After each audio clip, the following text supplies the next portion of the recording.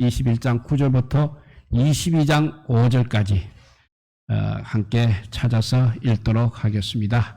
요한계시록입니다. 21장 9절에서 22장 5절 말씀을 우리 함께 찾아서 같이 읽도록 하겠습니다. 계시록 21장 9절에서 22장 5절까지입니다. 찾았으면 같이 읽겠습니다. 7 대접을 가지고 마지막 7 재앙을 담은 7 천사 중 하나가 나와서 내게 말하여 이르되 이리 오라. 내가 신부 곧 어린 양의 아내를 내게 보이리라 하고 성령으로 나를 데리고 크고 높은 산으로 올라가 하나님께로부터 하늘에서 내려오는 거룩한 성 예루살렘을 보이니 하나님의 영광이 있어 그 성에 빛이 지극히 귀한 보석 같고 벽옥과 수정같이 맑더라.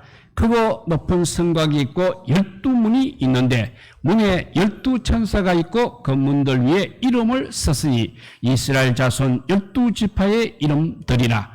동쪽에 세 문, 북쪽에 세 문, 남쪽에 세 문, 서쪽에 세 문이니 그 성의 성곽에는 12기초석이 있고 그 위에는 어린 양의 12사도의 12이름이 있더라. 내게 말하는 자가 그 성과 그 문들과 성곽을 청량하렸고 금 갈대자를 가졌더라. 그 성은 네모가 반듯하여 길이와 넓이가 같은지라. 그 갈대자로 그 성을 청량하니 12,000스다디온이요 길이와 넓이와 높이가 같더라. 그 성을 청량하며 144 규빗이니 사람의 청량 곧 천사의 청량이라. 그 성곽은 벽옥으로 쌓였고 그 성은 정금인데 맑은 유리 같더라.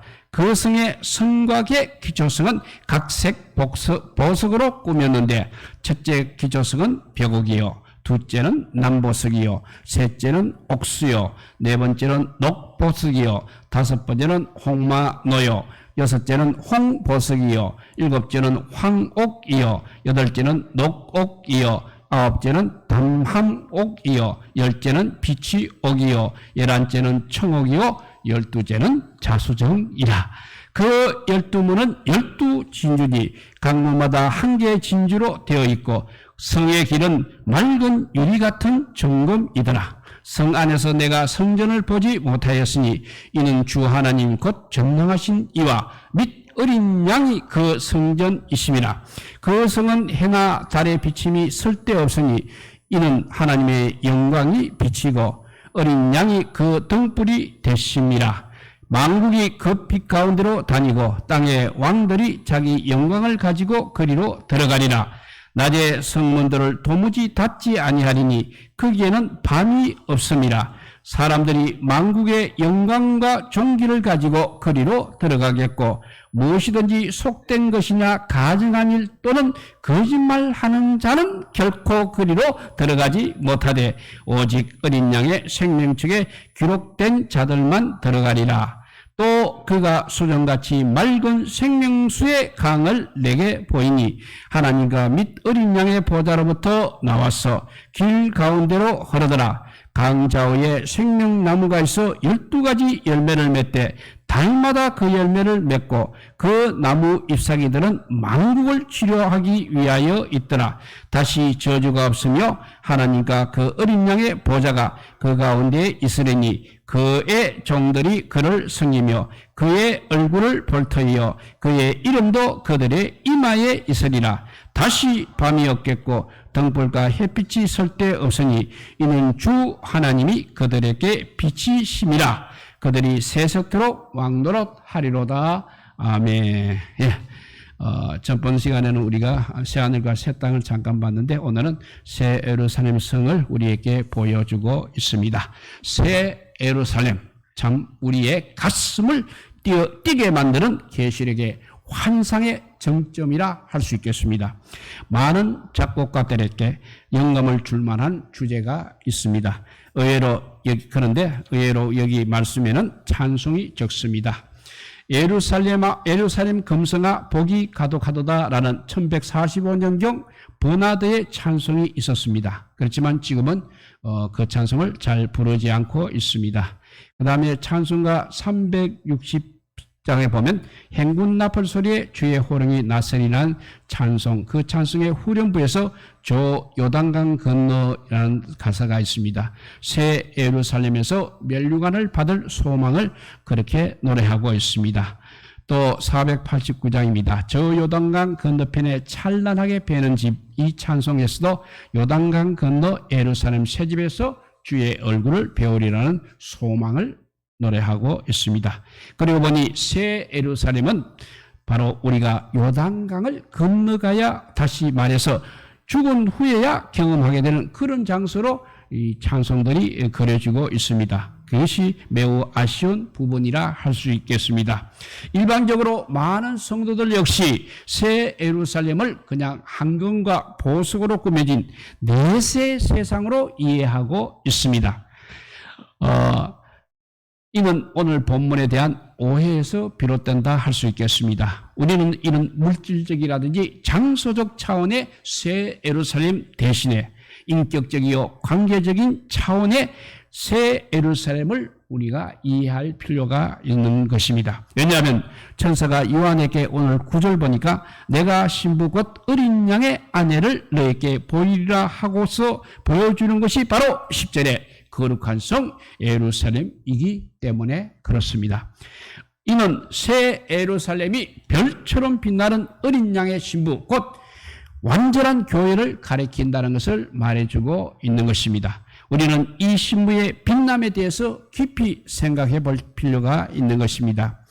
그리고 신부의 그 빛남은, 신부에게는 그 빛남이 있고 또 그 빛남은 하나님의 영광으로부터 오는 것입니다. 오늘 11절에 예루살렘의 모습을 이렇게 표현합니다. 하나님의 영광이 있어 그 성의 빛이 지극히 귀한 보석 같고 벽옥과 수정같이 맑더라고 그렇게 새 예루살렘의 모습을 묘사하고 있습니다. 여기에 빛남과 관련된 두 단어가 나타납니다. 하나는 바로 하나님의 영광입니다. 또 하나는 새 예루살렘의 빛이 되겠습니다. 여기서 빛으로 번역된 단어는 별 또는 별의 광채를 가리키는 단어입니다. 빌립보서 2장 15절에 보면 하나님의 자녀들이 어그러지고 거스리는 세대 가운데 빛들로 나타낸다고 할 때도 이 동일한 단어를 사용하고 있습니다. 어린 양의 신부에게는 밤하늘에 빛나는 별처럼 광채가 있어야 하는 것입니다. 어린 양의 신부의 광채는 어디로부터 오느냐면 하나님의 영광으로부터 나오게 되어 있습니다.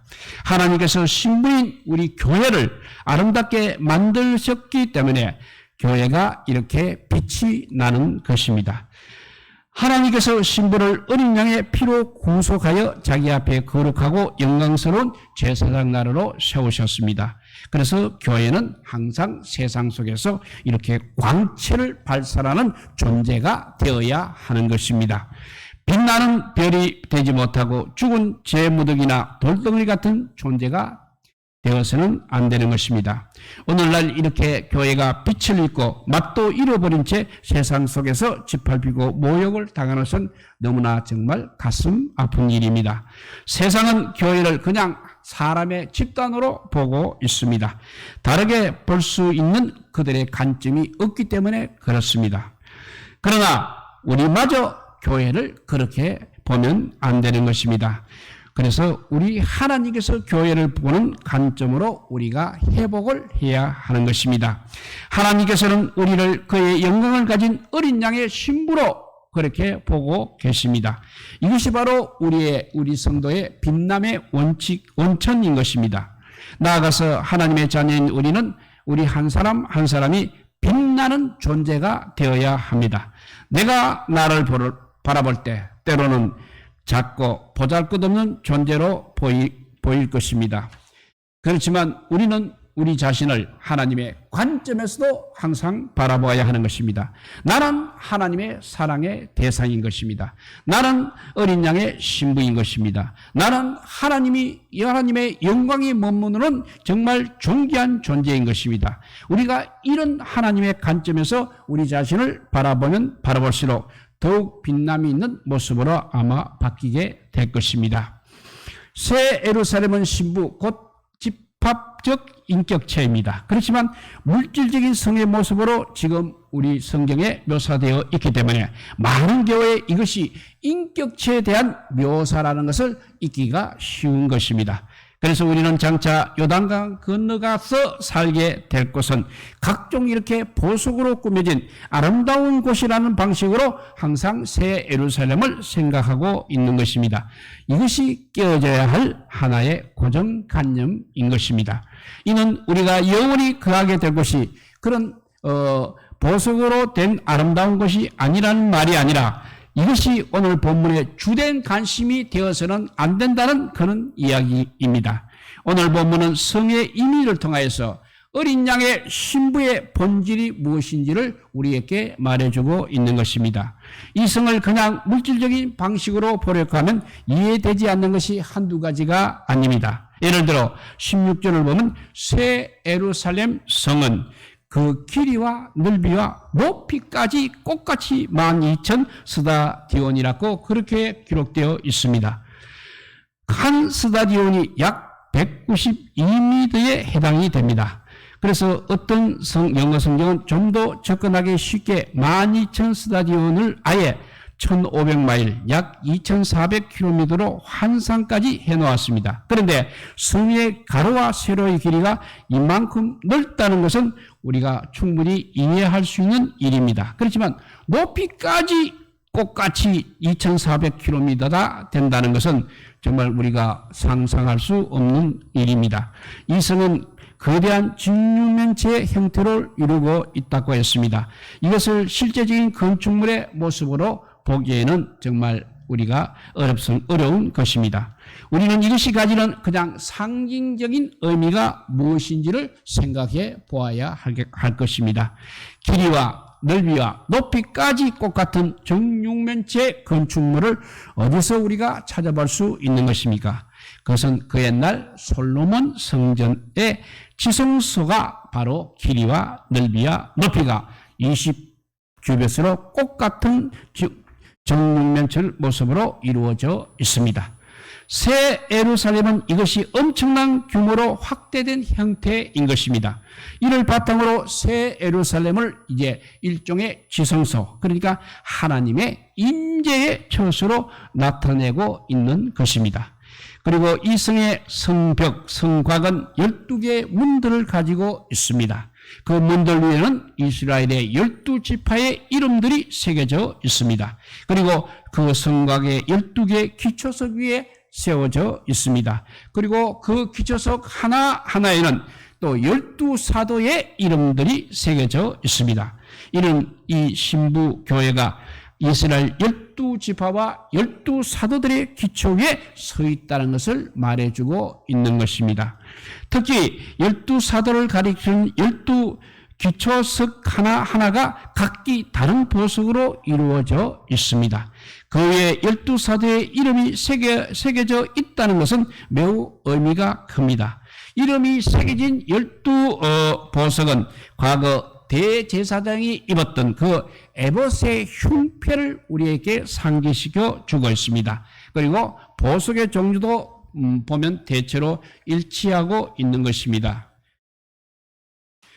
하나님께서는 에봇의 보석들 위에 새겨진 이스라엘 12지파의 이름들을 보면서 그들을 기억하셨습니다. 하나님께서는 에봇을 입고 자기 앞에 나오는 대제사장이 영화롭고 아름답게 나오기를 바라시지만 대제사장 혼자만 그런 것이 아니라 이스라엘 12지파의 구성원 모두가 이렇게 영화롭고 아름답게 자기 앞에 서기를 원하고 계시는 것입니다. 오늘 본문에서는 그 12지파의 이름이 이제 12사도의 이름으로 바뀌고 있습니다. 이는 12사도의 정원 위에 세워진 신약 교회가 영광스러운 하나님의 백성이라는 것을 말해주고 있는 것입니다. 이 어린 양의 신부인 우리가 하나님께 이렇게 보배와 같이 빛나는 존재인 것입니다. 우리의 빛남은 결코 우리 자신에게서 나오지 않습니다. 우리는 이스라엘 12지파와 12사도의 그 장구한 유업과 신실한 정원 위에 서 있는 것입니다. 이것이 바로 우리의 정체성을 만드는 기반인 것입니다. 교회는 결코 흙 위에 세워지지 않고 있습니다. 교회는 자신이 지어낸 어떤 이야기를 지키기 위해서 목숨을 걸지 않는다는 것입니다. 교회는 철저히 역사 속에서 우리 하나님께서 행하신 일들과 이에 대한 신실한 증인들의 정언 위에 서 있는 것입니다. 그래서 19절에 성곽의 기초성이 각색 보석으로 꾸몄는데 라고 말하고 있는 것입니다. 여기서 꾸몄는데 라는 단어는 21장 2절에서 새 예루살렘을 두고 남편을 위하여 단장한 것 같더라고 할 때 사용된 이 단장한 것이 꾸몄는데와 같은 단어인 것입니다. 여기서 장식하다의 의미를 가지는 동사 코스메오를 사용하고 있습니다. 이 코스메오는 바로 오늘날 우리 화장품을 가리키는 코스메틱의 어원이기도 한 것입니다. 신부교회의 단장은 세상에 그 어떤 값비싼 화장품을 가지고서도 할 수가 없는 것입니다. 교회의 기초를 이루는 12사도의 신실한 정은 이거 외에는 달리 교회를 빛나게 할 것이 없다는 것입니다. 우리는 바로 이것을 12사도의 신실한 정은 외에는 다른 어떤 것으로 자신을 단장할 수 없다는 것을 분명히 알아야 합니다. 교회가 다른 어떤 것으로 자신을 단장하여 스스로를 빛낼 수 있다고 믿는 것은 그야말로 환상에 지나지 않는 것입니다. 하나님께서 행하신 일에 대한 신실한 정언에 힘쓸 때 교회가 그야말로 가장 아름답게 빛나게 되는 것입니다. 새 예루살렘 곧 어린 양의 신부의 빛남은 바로 하나님의 영광과 직결이 됩니다. 그래서 23절에서 다시 한번 하나님의 영광을 언급하고 있습니다. 앞서 11절에서는 이 성이 하나님의 영광을 가지고 있다고 말했습니다. 그리고 23절에 가서는 그 영광의 더 적극적인 역할을 강조하고 있습니다. 곧 그 영광이 새 예루살렘 성을 비추었다고 말하고 있습니다. 따라서 해와 달 같은 이제 천체 물질, 빛을 내는 천체 물질은 이제 쓸 데가 없다고 말하고 있는 것입니다. 그리고 22장 5절에서도 다시 한번 등불과 햇빛이 쓸 데 없다는 것을 강조하고 있습니다.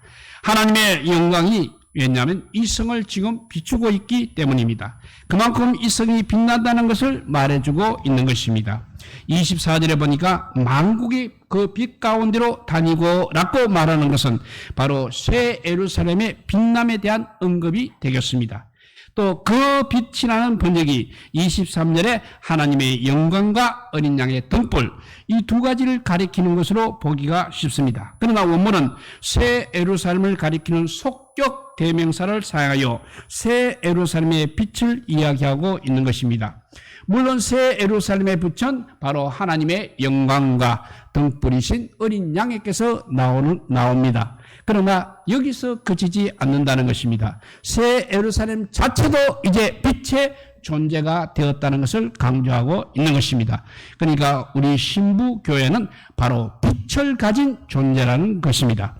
그래서 그 빛 가운데로라는 표현은 좀 더 엄밀하게 읽게 되면 새 예루살렘의 빛으로 말미암아가 되는 것입니다. 다시 말해서 만국이 이제는 새 예루살렘의 빛으로 말미암아 다니게 된다는 것입니다.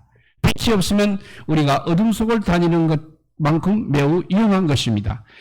빛이 없으면 구덩이에 빠질 수도 있고 돌뿌리에 걸려 넘어질 수도 있는 것입니다. 그러나 빛이 있다면 그 빛을 힘입어 안전하게 다닐 수 있게 되는 것입니다. 어둠에 묻혀있는 이 세상은 바로 신부교회의 빛이 있기 때문에 그 빛으로 말미암아 멸망과 파국을 면하여 다닐 수 있다는 것입니다. 이것이 바로 우리 교회가 세상 속에 존재하는 목적입니다. 세상 속에 교회가 존재하는 목적은 교회에 빛이 있기 때문에 그렇다는 것입니다. 그래서 교회는 만국을 비추는 빛으로 세움을 받았습니다. 우리는 바로 이 역할, 이 만국을 비추는 빛의 역할과 사명을 정말 잘 감당해야 하는 것입니다. 새 예루살렘의 빛은 절대 축소되지 않고 오히려 확산되는 성격을 가지고 있습니다. 왜냐하면 만국이 그 빛을 힘입어 살게 되는 것을 넘어서 이제 땅의 왕들이 자기 영광을 가지고 그리로 들어가리라고 했기 때문입니다. 이는 새 예루살렘의 영광이 더 크게 확산되는 모습을 묘사하고 있습니다.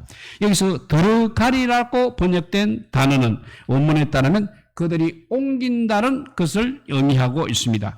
이 문구 전체를 이제 좀 더 정확하게 번역하면 땅의 왕들이 자기의 영광을 그 성 안으로 옮기고 있다, 이렇게 되는 것입니다. 땅의 왕들이 자기들의 영광을 그 성 안으로, 새 예루살렘 성 안으로 옮기고 있다가 되는 것입니다. 26절도 마찬가지가 되겠습니다. 사람들이 만국의 영광과 존귀를 그 성 안으로 옮길 것이다가 정확한 번역이라 할 수 있겠습니다. 새 예루살렘 안으로 그냥 단순히 들어오는 것을 이야기하는 것이 아니라 만국의 영광이 새 예루살렘으로 이제 옮겨지는 것을 이야기하고 있는 것입니다. 영광의 축이 이제 대이동이 일어나고 있다는 것입니다. 이것은 나와 상관없는 먼 나라의 사람들이 이야기가 절대 아닙니다. 우리 그리스도인 모두가 예수 그리스도를 알기 전에는 자기 중심적으로 살았던 그런 사람들입니다. 조그만 성취에도 울줄했습니다. 그리고 모든 영광을 내가 독차지해야 한다고 생각했습니다. 그런 우리가 이제는 모든 영광을 우리 하나님께 돌립니다 라고 말하는 사람이 되었다는 것입니다. 무엇인가 축하받을 만한 일을 이루었을 때도 우리는 항상 하나님께서 하셨습니다. 하나님께 영광을 돌립니다. 이런 말을 할 줄 알게 되었다는 것입니다. 처음부터 우리가 그런 말을 할 줄 알게 되었던 것은 아니라는 것입니다. 우리 속에서 바로 영광의 축이 바뀌었기 때문에 바로 이런 고백을 할 수 있게 되었다는 것입니다. 그러니까 나 중심에서 이제 하나님 중심으로 사는 사람이 되었다는 그런 이야기인 것입니다. 이런 놀라운 변화가 온 세계 곳곳에서 이루어지고 있는 것입니다. 왕은 왕대로, 왕들은 왕대로, 일반 사람들은 일반 사람대로 자기들의 영광을 이제는 새 예루살렘 안으로 옮겨지고 있어야 하는 것입니다. 그만큼 어린 양의 신부교회의 영광이 널리 인정이 되고 또 크게 확산이 되는 모습을 말해주고 있는 것입니다. 이런 모습은 구약성경 이사야서 60장 3절에서 11절에 회복된 시온의 노래에 기반을 두고 있습니다. 하나님께서 무너진 시온을 회복시킬 때 이사야서 60장 3절을 보면 나라들은 너의 빛으로 왕들은 비치는 너의 강명으로 나아오리라고 말씀하고 있습니다. 또 이사야서 60장 11절에 보면 너의 성문이 항상 열려 주야로 닫히지 아니하리니 이는 사람들이 너에게로 이방 나라들의 재물을 가져오며 그들의 왕들을 포로로 이끌어 오미라고 말씀하고 있는 것입니다. 우리는 새 예루살렘에 대한 오늘 본문의 묘사가 바로 구약 이사야서의 언어와 비전에 많은 빚을 지고 있다는 것을 발견할 수 있습니다. 우리는 이 이사야의 비전을 물질적인 방식으로 이해하기보다는 이제는 영적인 차원에서 곧 메시아의 오심과 통치라는 관점에서 이해하고 있어야 합니다. 이방 나라의 재물이 예루살렘으로 옮겨질 것이기 때문에 장차 예루살렘이 엄청난 그런 부자가 되리라는 것을 말하는 것이 아니라 메시아의 영광이 온 세상 위에 비치게 된다는 것을 우리에게 말해주고 있는 것입니다. 열방이 이제 여호와의 말씀을 삼아여 예루살렘으로 나오게 되리라는 것을 이야기하고 있는 것입니다. 이는 예수 그리스도의 오심을 통해서 이미 이루어졌습니다. 그리고 또 지금도 이루어져 가고 있는 것입니다. 그런데 마지막 때 이 영광스러운 모습은 그야말로 완전하고 최종적인 행태로 완성이 될 것입니다. 만왕에 와여 만주의 주신 어린 양의 영광이 만국 사람들을 온전하게 비칠 것입니다. 또한 어린 양의 신부인 교회의 빛이 어린 양과 하나님의 영광을 찬송하는 만국 사람들로 인하여 더욱 온전히 빛나게 될 것입니다. 사랑하는 성도 여러분, 여러분의 영혼의 눈을 이제는 크게 뜨시기 바랍니다. 그리고 이 영광의 비전으로 우리 자신을 늘 바라보시기 바랍니다. 우리는 흔히 누구보다도 내가 나를 잘 안다고 말하지만 실상 우리의 전부를 내가 다 보지는 못하는 것입니다. 더군다나 우리는 하나님께서 우리를 보시는 것처럼 그렇게 우리를 알고 있지는 못한 것입니다. 그래서 우리에게는 항상 하나님의 계시가 필요하고 성령의 도우심이 필요한 것입니다. 하나님께서 우리를 얼마나 평화롭고 얼마나 영화롭고 빛나게 만들어 놓으셨는지를 그분의 눈으로 우리가 볼 수 있어야 한다는 것입니다. 회복된 시온의 영광을 보여주시면서 하나님께서는 이사야서 60장 9절에 이는 내가 너를 영화롭게 하였음이라고 말씀하고 있습니다. 하나님께서는 어린 양의 피로 우리를 씻어 자기 앞에 거룩하고 영광스러운 교회로 세워주셨습니다. 우리 자신을 늘 하나님의 관점에서 그리고 어린 양과의 관계의 관점에서 바라보시기를 바랍니다. 우리 신부는 반드시 빛이 나야만 하는 것입니다. 어린 양의 신부는 더욱더 그러한 것입니다. 영광으로 빛나는 새 예루살렘의 관점으로 우리 교회를 바라볼 수 있기를 바랍니다. 우리가 이 관점을 잃어버리게 되면 세상 속으로 쉽게 표류되어 가게 되는 것입니다.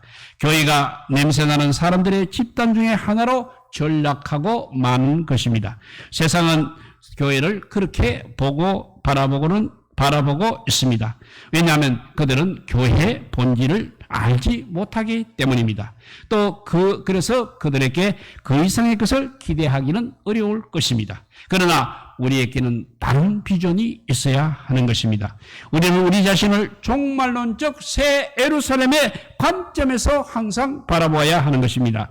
그리고 어린 양의 신부로서의 빛남을 반드시 품어야 하는 것입니다. 그리고 이 빛을 발산해야 하는 것입니다. 숨기지 말아야 한다는 것입니다. 이 비전을 품고 날마다 영광에서 영광으로 변모되어가는 그리스도인들이 되시기 바랍니다. 우리에게 주어진 영광을 이렇게 마음껏 빛내며 살아가는 우리 모든 성도들이 되시기를 우리 주님의 이름으로 축복드립니다. 기도하겠습니다. 사랑의 하나님 감사합니다. 오늘 우리 자신이 그냥 비천한 인간의 하나라고 생각했는데 오늘 주님께서 우리를 그렇게 생각하지 않고 영광의 빛을 발하는 아버지여 새 예루살렘의 모습으로 우리를 가르쳐 주시니 감사합니다. 이제는 아버지여 그냥 사는 것이 아니라 정말 하나님의 영광을 나타내는 사람으로 살아가게 하여 주시고 이 어두운 세상을 비추는 빛의 역할을 감당하는 우리 모두가 되게 하여 주시옵소서. 그래서 새 예루살렘의 주님과 함께 거하는 그날까지 우리가 아버지와 주님께서 맡겨주신 사명을 감당할 뿐만 아니라 정말 한 생명이라도 더 아버지와 이 영광의 성으로 우리가 인도할 수 있는 믿음의 사람들이 다 되게 하여 주시기를 간절히 빌고 원하오며 우리 구주 예수 그리스도 이름으로 기도드리옵나이다. 아멘.